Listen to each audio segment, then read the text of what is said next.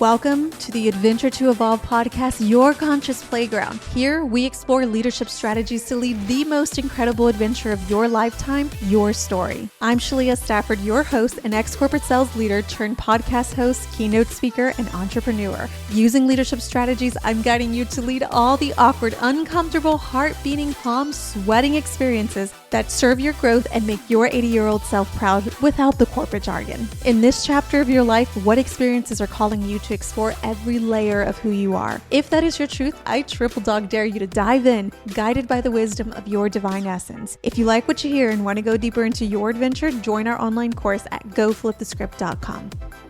Welcome back, everyone. It's Shalia here. You have arrived to your cozy corner of the internet where we sift through the adventure to evolve while we get to create our authentic stories. But leading this experience isn't always the easiest, because if it was, we would all have the ability to go confidently into every direction that aligns with the most authentic aspect of our soul. Every opportunity, even the challenges where we're questioning in ourselves or we're having failures, fear, doubt, and uncertainty, are opportunities for us to uncover more aspects that help us deepen our relationship with this adventure. And here to help us explore the topic of imposter syndrome is Chris. Chris is a professional speaker, a certified leadership coach, and a two-time entrepreneur and a mentor to leaders all around the world. He's the author of Overcoming the Imposter, Silence Your Inner Critic, and Lead with Confidence. I am excited to have him help us explore the idea of imposter syndrome. Most of us may have some sort of experience with it, whether it's when we are consciously and finitely attuned to what that feels like when we're not wanting to take on an experience that helps us deepen our growth and puts us in alignment with where we're going. Or sometimes life has a funny way of tricking us and not allowing us to see the moments where we're experiencing imposter syndrome, but it shows up in distracting our actions towards the behaviors that help us create what we truly want in life.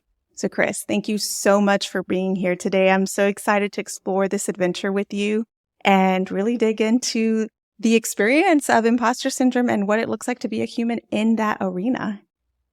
You're welcome. And thank you so much for having me on. I'm looking forward to this conversation a lot. Yes, me too. Chris, as a tradition of the show, we like to play a few fire weight questions to get to know you a little bit better. But what I want to do first is explore a question that helps us understand what you do in life, what you value in life. So if you and I were to bump into each other in the aisles of the supermarket of life, what would I find in your shopping cart that tells me more about what you do? What would you find in my shopping cart? Well, if we're in a supermarket, you're probably going to find some healthy snacks, maybe some raw nuts and some fruity stuff, and then maybe something a little bit on the sweet side because I have a light bit of a sweet tooth. In terms of metaphorically, if you're asking about, what would relate to the kind of work that I do, I think you would probably find some books and some kind of learning material, something that I'm in the process of learning myself so that I can teach it to others. Because I do a lot of that, of consuming of books and resources and just learning things that I see my clients going through so that I can then be a resource to them. What is it that you're curious about? What am I curious about? I'm really starting to learn about community building. I have been a coach and a consultant, and I've done a lot of one-on-one work, but I've sort of hit a capacity of what I can do individually helping people. And so what I'm now starting to focus on is how do I become a connector, where certainly I'm bringing some expertise and there's a common conversation happening around something like a book that I've written or a course that I've developed. But how do I add value to people by getting them talking to one another? And so that's a little bit different dynamic than what I've done in the past. And I've been digging into that idea and what is successful, what kind of models are working in connecting people and building community. What is something that you will never do? I try not to say never, but something that I rarely do is run. I hate running. Me too. And I often tell people, if you see me running, you better run too. Something bad is going down. So I will probably never run a marathon. I will probably never be a long distance runner because I just don't enjoy it. And I get regular exercise in lots of other ways. But yeah, I'm probably not ever going to run a long race. I have a 15-year-old who does track, and I question him all the time. I was like, you're really enjoying this. Yeah. What is something that you understand about your life today that you didn't understand a year ago? Okay. A year ago. That's going to be interesting. I think that in the last year, I have become more aware of my ability to increase my capacity. And what I mean by that is, I've had several conversations recently where I describe for someone the kind of work that I do. And I'm a professional speaker.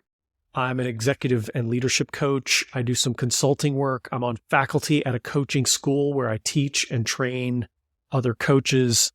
I'm developing an online course. I've written a book. I've, got some other projects going on. I'm also on several nonprofit boards. I do a lot of things. And when I describe that to people, sometimes I get this look like, oh my goodness, how do you manage it all? And I started to reflect back on that and say, how do I do all these things? And I realized not too long ago that what I've done is I've layered one thing on top of the other. I didn't take all of that on at once. I didn't try to do all of those things initially, but I've gotten good at something and gotten to where it's somewhat automatic, it's streamlined, it's efficient, and then I add something to it, and then I take on something new. And what's happened is, as I've done all of those things for many years, my capacity to sort of wrap my head around them all and keep them all wrangled and keep my schedule straight and manage all the complexity of that has increased, just like building a muscle or developing a skill. And so now that sort of makes me think, well, what else is possible? How much capacity can I actually gain if I really wanted to and if I really work at it? So I've just sort of recently become aware of the flexibility or the ability to grow your capacity and started to think about, what does that make possible? I complete this thought. I wish I had paid more attention when. I wish I had paid more attention when I was younger and I got to listen to really smart and influential people that I didn't appreciate or recognize. I remember years ago, I was a software developer and I was at a big software conference and I heard this guy tell a story about business and what made business successful. And it kind of stuck with me. It was an interesting story and I remember hearing it. And it wasn't until more than a decade later that I read the book Good to Great by Jim Collins. And I saw that story and I realized I heard Jim Collins talk at a conference and I had no idea what a incredible mind and how much experience he had and all the wisdom that was there. I just sort of took it for granted. And so I guess I wish I recognized some of those thought leaders that I had access to early in my career. And I wished I read more of the books that those people wrote earlier in my career. If your 109-year-old self were to get into a time travel capsule to go back in time and come here today to this very moment, what advice would they give you? You know what? I'm going to pause and say I love this question because so often we talk about, if I could go back now to my 15-year-old self or my 20-year-old self, what would I say? And I love the idea of what would my future self tell me? And I think that my 109-year-old self, who, boy, that's like 60 something years older than I am now, I think he would say, take more risks. I think he would say, don't worry quite as much about the potential negative consequences of experimenting or trying something. Think about the possibilities and think about what you could learn, even if it doesn't go well. I'm curious, if you were to break up your life up until this point into 3 chapters and give each chapter a name, what would you name each of your 3 chapters? What would I name the chapters? Oh man, this is a tough one. So the first chapter, would be my childhood and upbringing, and it probably would be called something along the lines of, I know everything. Because that's what I thought. Yes. By about age, 21, 22, I thought I had it all figured out and nobody could tell me anything. I was kind of an arrogant little young man. And then the second chapter, would be that the period where I started working and earning a living. I started, sort of adulting for real and figuring out how hard life can be. And that chapter would probably be something more like, I think I know a few things, and I've got some stuff down, but I'm learning a few things along the way as well. And then the third chapter would probably be the last few years, where I have transitioned into coaching other leaders and really, have been given the title, if you will, of thought leader as I've published a book and as I'm professionally speaking and things like that. And I think that the title of this chapter would be, I know so much less than everybody thinks I do.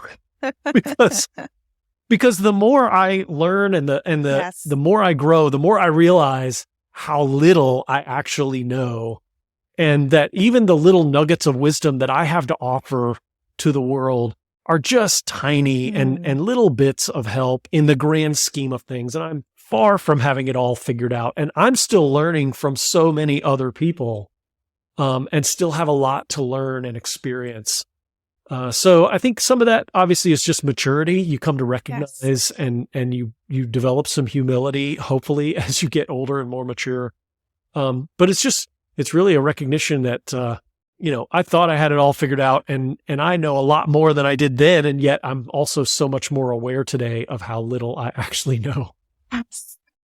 It's interesting because even in the way that imposter syndrome may work, it's like when we are on the brink of success, starting to feel at the height of whatever it is we're accomplishing and going towards, that little sneaky voice comes inside of our head and starts whispering, Yeah. perhaps you don't deserve this. You're not ready enough. You're not confident enough. People are going to understand that. Maybe you don't understand what you don't know.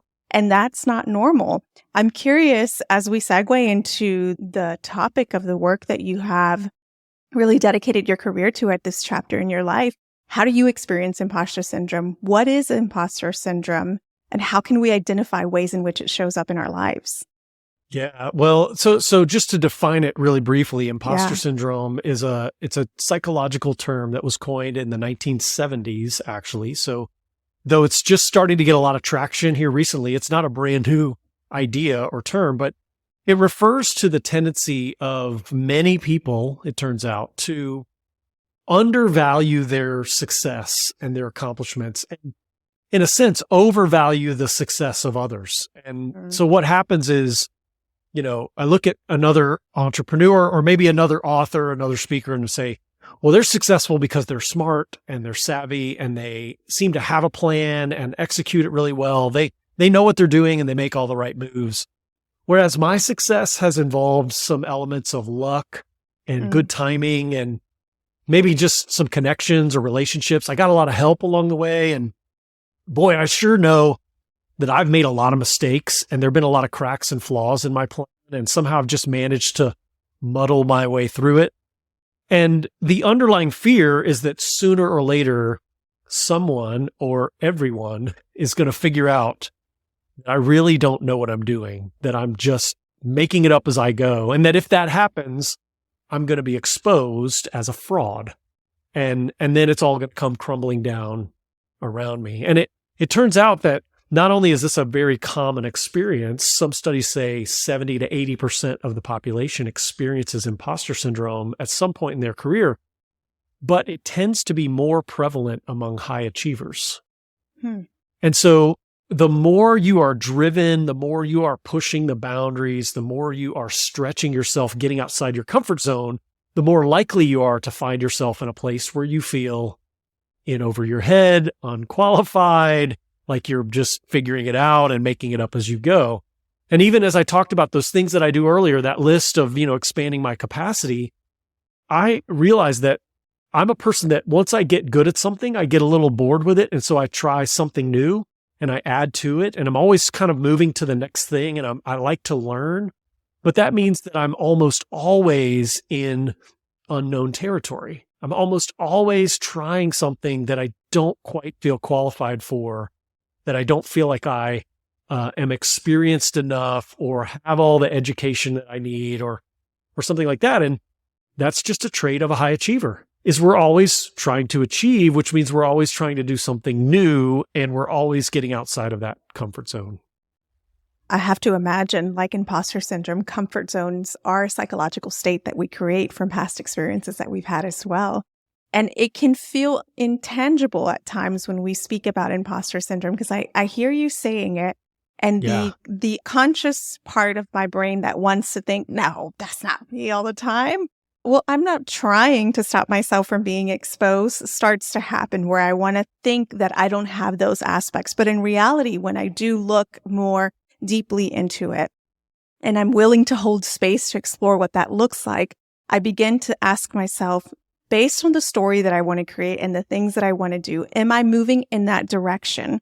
Or is there a lot of procrastination that may be happening that can show me maybe I'm not allowing myself to be seen? And on top of the procrastination, am I allowing myself to feel what is emerging from the state of being in imposter syndrome? So it's this fight with my conscious and unconscious brain of where I want to think, maybe it doesn't happen the way I think it happens, but then there is data that shows us. What does that look like for you? And what have you found in your experience that allows us to see, no, this probably is some imposter syndrome happening here?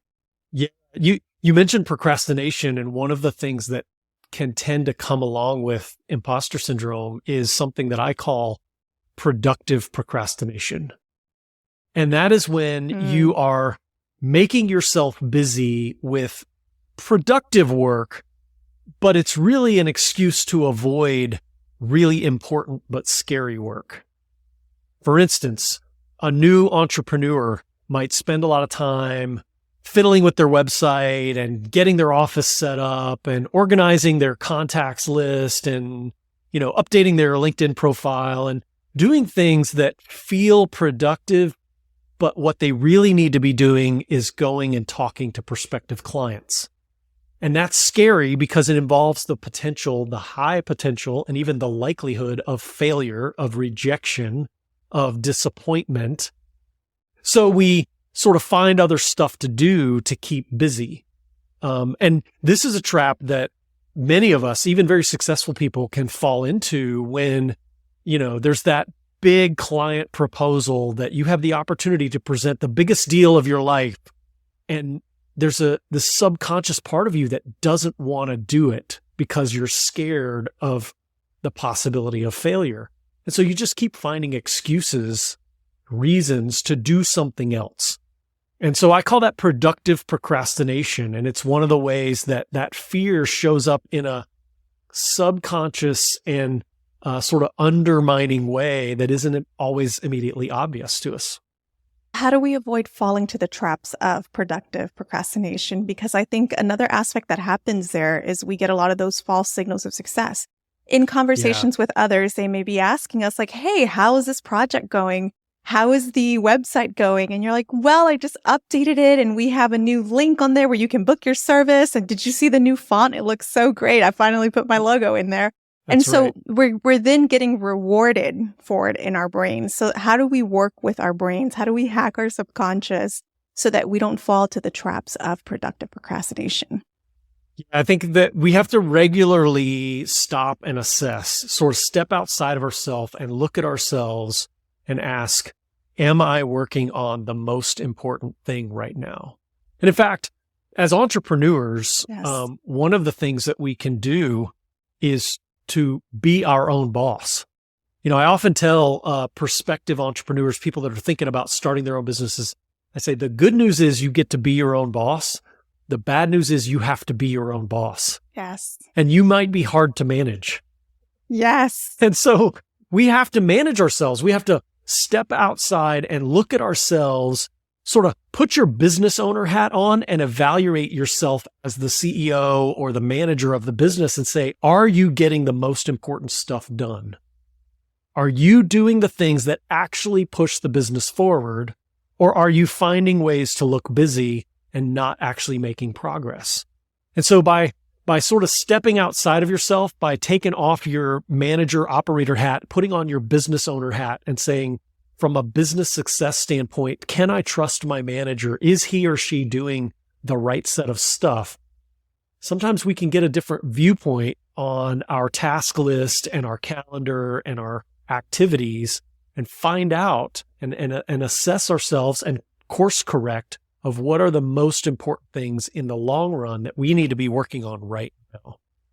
I could tell you that as an entrepreneur and making the jump from a sales leadership executive who had been in the corporate world and loved the structure and the systems and the processes that come with it, that supported my career for a long time, making that transitioning into an entrepreneur was the first time that I really felt the depths and the pain of what I didn't want to experience, because there's that Pinterest versus reality moment. Because I was successful in an environment that allowed me to utilize a lot of skills that, because the systems and processes supported it, doesn't always correlate to coming into a different environment as an entrepreneur with the lack of systems and processes that aren't there in organizations. Not right away, especially when you're a solopreneur, that looks a lot different because you're having to do it all. And so what an organization does support when they have their KPIs, when they have their annual reviews, their mission statements, their values, the continuous check-ins, it helps to give us guidance to what matters more and to measure data as opposed to subjective experiences. And sometimes this entrepreneur journey can feel very subjective and it's hard to bring out the objectivity. Do you experience that yourself? Absolutely. Yeah. I mean, when you're a solopreneur, especially, you don't have a lot of data. You have the experience, the shared experience and the sort of gut feel, the anecdotal evidence of what you think is working, what you hope is working, what you feels productive. And that's where you can fall into that trap of feeling productive, but not actually moving the needle. And the thing that we have to remember as small businesses, as solopreneurs, is that those big company structures didn't happen overnight. Those big companies took often many years to develop and refine those KPIs and those systems and structures. So we shouldn't feel like, well, I should be able to have all of that in place or create that overnight for myself. That has to be an ongoing process of developing initial versions, creating some structure, giving ourselves some set of metrics, even if it's just 1 or 2 or 3 numbers to work against, and then seeing how that serves us, how that helps us, and refining and building on it over time. But you have to start with something. Otherwise, you really are just operating on gut feel and emotion. And our emotions are so fickle. Our emotions are unreliable. Our emotions can shift based on things like what we ate for breakfast or whether or not we had a good night's sleep or got our exercise in that day. And that's just no way to run a business. Absolutely. We get to be the observer of those emotions as opposed to making it the final verdict. We get to observe instead. And so in your experience, what have you found is really at the root of what is happening here with imposter syndrome? Where did this all start? Did we all of a sudden one day wake up and say, gosh, I really should be like so-and-so because they sound better and that's why they're successful and that's why I'm not successful? Where did this comparison trap and self-doubt begin? And so I often tell people that comparing yourself to someone else is like comparing how you look rolling out of bed to how they look walking out their front door. It's you didn't see the process that it took them to get there. You just see the end result. And if you look at yourself in the mirror first thing in the morning, you may not look like that. And you may not feel like you have it all together the way that they do. And so comparing ourselves and especially judging our value against someone else and measuring our progress against someone else is almost never a fair comparison. And so you asked, where did this start? Where did this imposter syndrome happen? I think that it has grown in concert with, or in connection, it correlates to our ability to compare ourselves to people. If you go back 100 years or even 60, 70 years ago, the circle of people that you had access to that you could see and compare yourself with was fairly limited.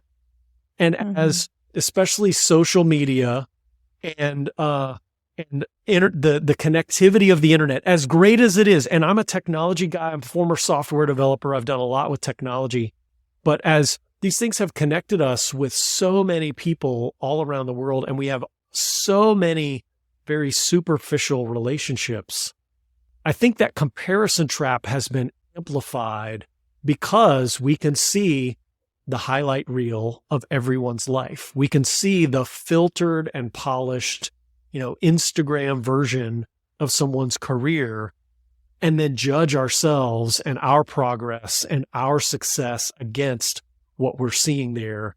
And that's why this problem of the comparison trap and how it leads to imposter syndrome and feeling inadequate has only amplified and intensified over the last couple of decades.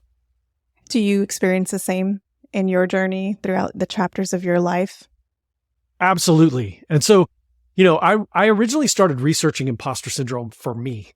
When I learned about it, it was like a huge relief just to hear that this was a thing, that other people experienced it, that I wasn't alone in those feelings of worrying that I was inadequate. And so it was a great relief to know that it was a thing, but I really wanted to understand it. I wanted to understand the psychological mind game and the traps that I was going to fall into and how to counteract those things. And so I started studying this phenomenon for myself initially, and then started helping my clients and my fellow entrepreneurs, my colleagues, started talking with other people about what I was learning. And the response that I got told me that this was a pervasive problem, that it was widespread, that there were lots of people struggling, and that many of them were struggling in silence because they thought they were the only ones. And so I felt compelled eventually to write this book, Overcoming the Imposter, about this topic. But I'll tell you that I learned so many things about myself in the process of writing the book and examining my story and looking back at my own history of wrestling with self-doubt. And even in the process of writing this book, I struggled with imposter syndrome. Am I worthy to write a book about this topic? Am I really an expert just because I've experienced this and I've read about it and I've read all the studies and talked to people? And then I felt like, well, if I'm struggling with imposter syndrome, then do I have the right to write a book about imposter syndrome? Because clearly I haven't mastered it myself. And what I learned was that imposter syndrome is not something you overcome one time, that you beat it and eradicate it from your life. That those feelings of self-doubt have a tendency to creep back up on you anytime you try something new. So this is the first book I've ever written. I will probably write more in my career, but this being the first one, I really wrestled with, can I write a good book? Can I write a book good enough that I would want my name on the cover? And so I had to process that, and I had to wrestle through those doubts. And I ended up using some of the very tactics and techniques that I describe in this book on myself during the process of writing and publishing and eventually promoting a book. That promotion process, telling people about this thing that I've written, is fraught with feelings of inadequacy and self-doubt because I don't like being self-promotional. Come to really believe, because of the evidence, the stories that I've heard, and the now thousands of people that have told me what an impact this book has had, I've really come to believe that this is a valuable work, and I no longer feel like I'm inadequate to promote and say, this is a great book and it will help you. But the next time I try something new, I know that's going to happen again. I know that those thoughts are going to creep up and I'm going to feel like, man, okay, I've got the speaker and the author and the coach thing down, but can I do this? Boy, I don't know. That's a struggle. And so I have to use these strategies again and again to overcome self-doubt every time it comes. And that's why the book is called Overcoming. It's an ongoing process of overcoming the imposter every time it shows up in my life. Oh, absolutely. And it makes so much sense because as our stories evolve, our environment changes. The strategies that you use in order for you to grow when you were 18 and developing and asserting who you are in your career are completely different than what you use today because your environment is different. And so as our environment changes, we have to look into our stories and how they've evolved in order for us to say, okay, what is the different strategy that I have to use here? Because while you may have values and you may have skills that build upon each other, you are meeting new people and new experiences continuously that challenge how you show up, how you feel, and how you behave. And it's a great calling into being able to create that story that you want. And for you, you saw it as that signal to dive deeper so that you can have the thing that you want, which is to be able to expound your knowledge here and to share this information with others. I'm curious, in your book, just in your experience in general, what are the more nuanced ways that imposter syndrome shows up? How can we diagnose it? I imagine it on a spectrum, right? Where most of us can speak to it on the extremes that we can imagine showing up. As speakers, we continuously have to get on stage. And the extreme side of it would be just saying, no, I'm not going to speak today. I don't feel right, and avoiding it. And most people can conceptualize that context. But what are some of the ways where it's a little bit more turned down that we can tune into to help diagnose, okay, I am in that psychological state? Yeah. Well, one of the really common symptoms of imposter syndrome is the inability to accept a compliment at face value. So you've probably experienced this. Someone tells you, Shiley, I love your podcast. I love the work that you do. I love, and the temptation, and so often the response is to downplay that or to deflect it with sarcasm. I know I struggle with sarcasm. Say, oh, it's not a big deal. Or, we deflect that compliment rather than receiving it. And I had this realization when I was working on actually a speech that preceded this book, when I was developing some of these ideas and looking for the signs of imposter syndrome. And I realized that when somebody compliments you and you downplay or deflect that compliment, you're actually insulting that person. You're telling them that they don't know what they're talking about, or their opinion isn't valid, or that you just don't care about their opinion. They've handed you a gift and you've looked at the gift and said, nah, don't want it. And so one of the things that I challenge the readers to do in this book is to curb that behavior, to recognize when someone hands you a compliment, don't insult them by throwing that compliment away, that you receive it and internalize it and express your gratitude for it. So I tell people, when someone compliments your work, look them in the eye and say, thank you. I worked really, really hard on that. And I'm so glad to know that work is appreciated. What do you think is arising in our minds that makes it difficult to not accept it? What are we experiencing inside of there? I think there's a couple of things. In some people, it's an attempt to appear humble, or even an attempt to genuinely be humble. Like we think, oh, we can't just say, yes, of course it was awesome. I did a great job, right? We don't want to be patting ourselves on the back. But what I've recognized is that attempting to appear humble is a form of managing your image that is wearing a mask. It's a sort of a form of pride that is still artificial and false. If you're wanting to look humble and you're concerned with appearing humble, then that's not being authentic. And so the authentic thing to do is just to say, wow, I'm so glad that what I did resonated with you. I'm so glad that what I did, you found valuable and helpful. And so whether it's a desire to appear humble, of trying to play a part that we think people want us to play, or it's just a response to a fear that they don't really know the whole story. They only see the good that happened, but they don't know that I struggled my way through that, or they don't know that I really didn't feel like I knew what I was doing, that I just made that up. I just figured that out. And so that praise isn't really warranted.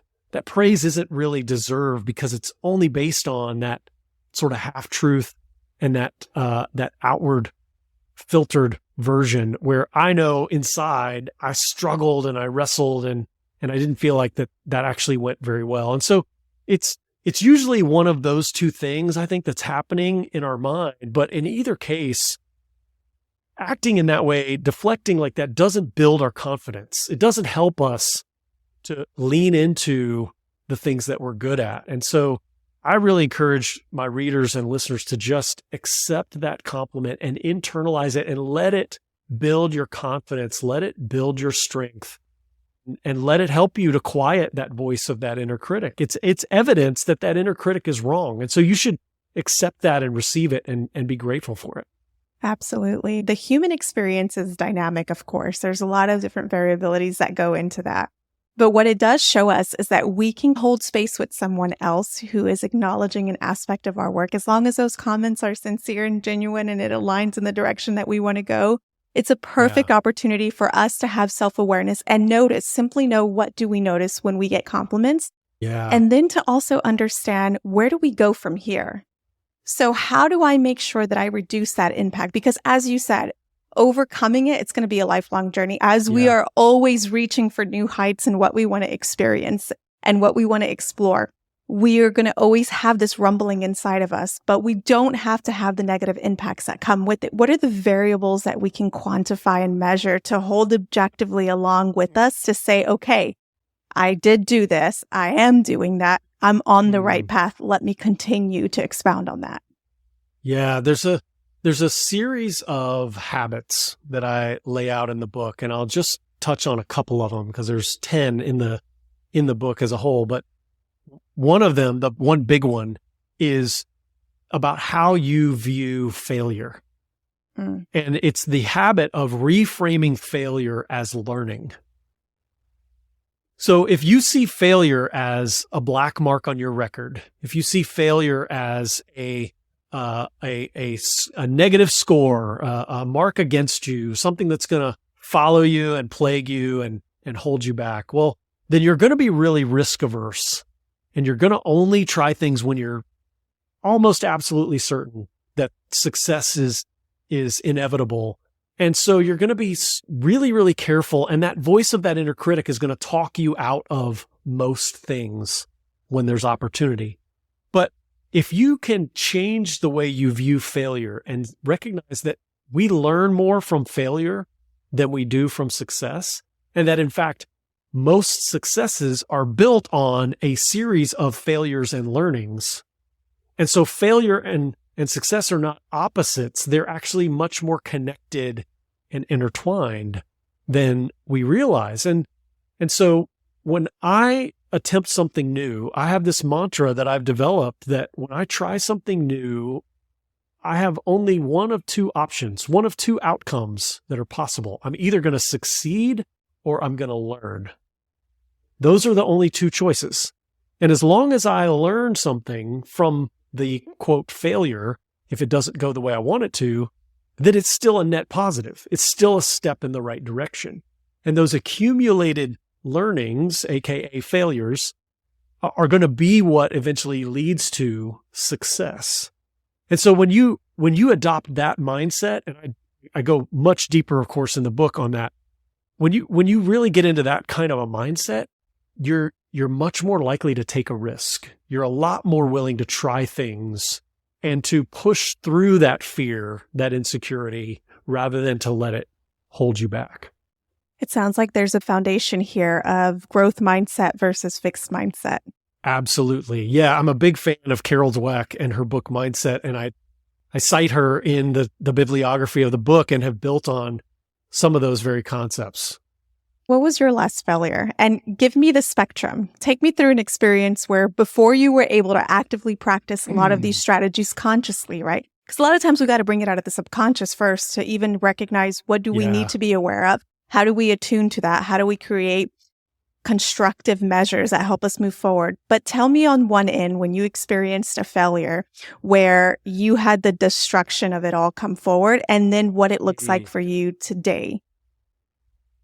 Yeah, boy. A number of years ago, I was running an IT consulting firm that I had built to 7 figures in revenue. And over a period of about a year, I had more than half of my staff hired away from me by clients with deep pockets. Yeah. And they, in many cases, paid the penalties and fees that were in the contract. But I had some really, really good people and some clients enticed them away with great opportunities. And I was excited and grateful for the opportunity that each person was given, but it devastated my company. And I felt like that was a failure.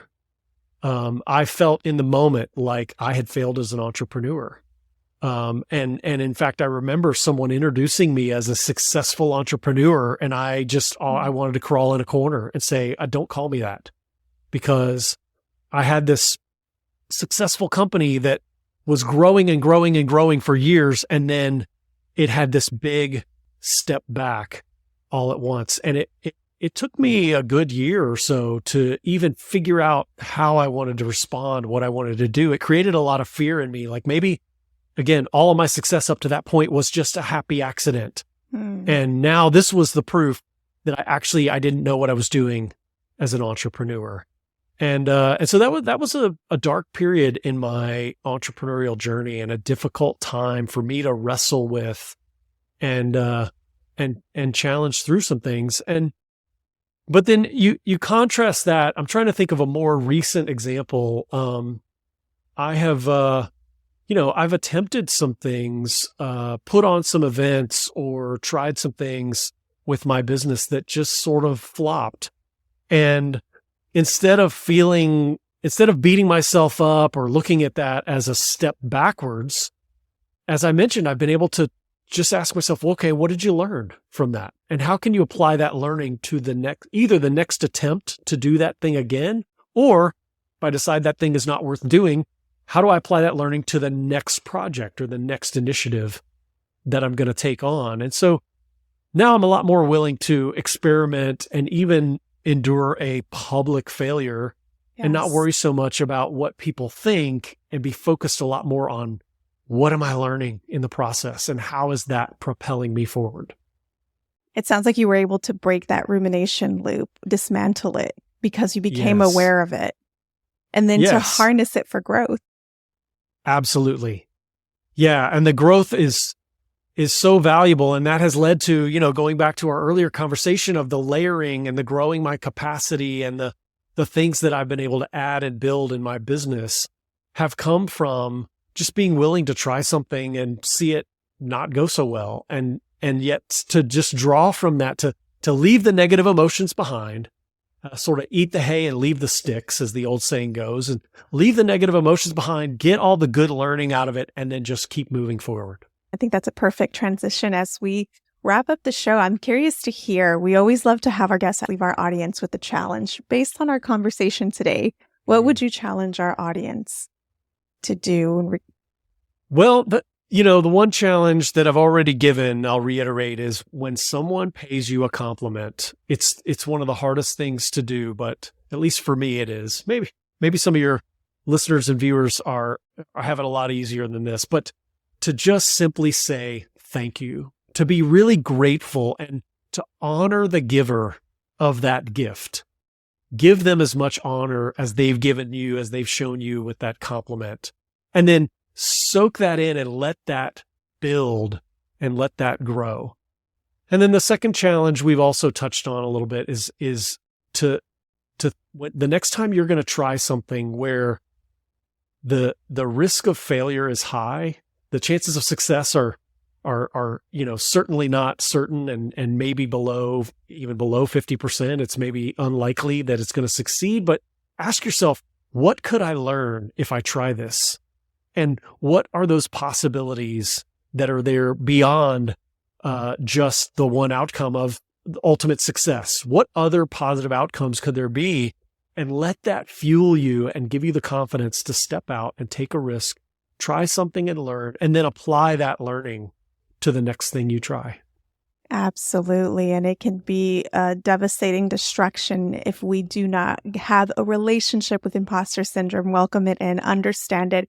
Because as we are on this adventure to experience life and how it feels authentic to our story so that we can make our 80-year-old selves proud, our 109-year-old selves proud, Yes. we really have to attune to the relationship and get intimate with what it looks like so that it's not a destruction in our life and that we can use it as an opportunity to reduce that learning curve for future growth-based experiences that will inevitably come as we continue to expound.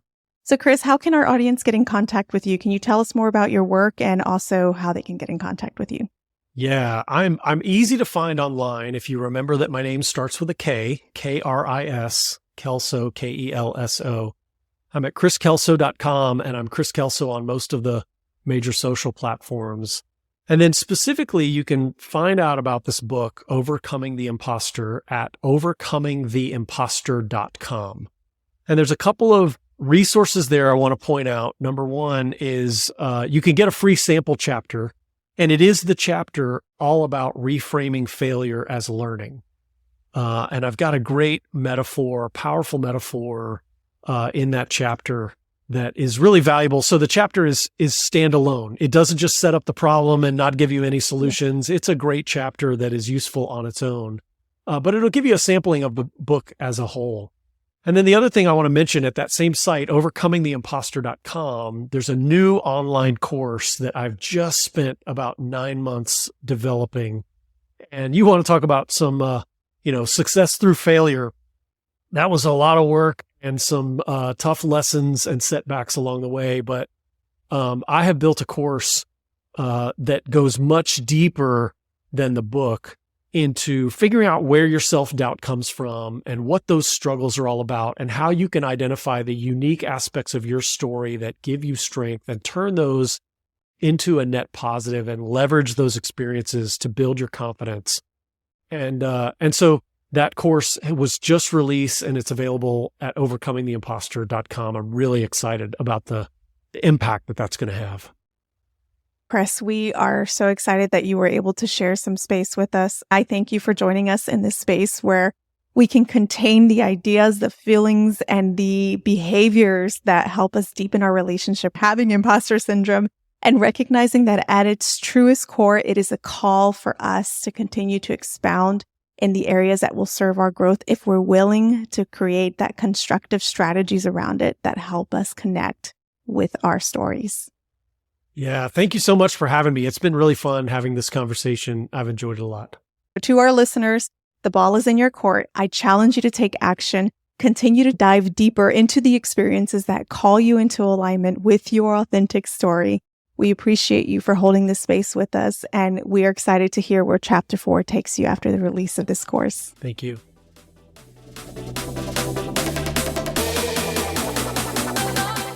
If you found even the smallest nugget of wisdom in this episode, share it with a friend and your friend will thank you. Let's continue the conversation with like-minded leaders and join us on Facebook at Go Flip the Script.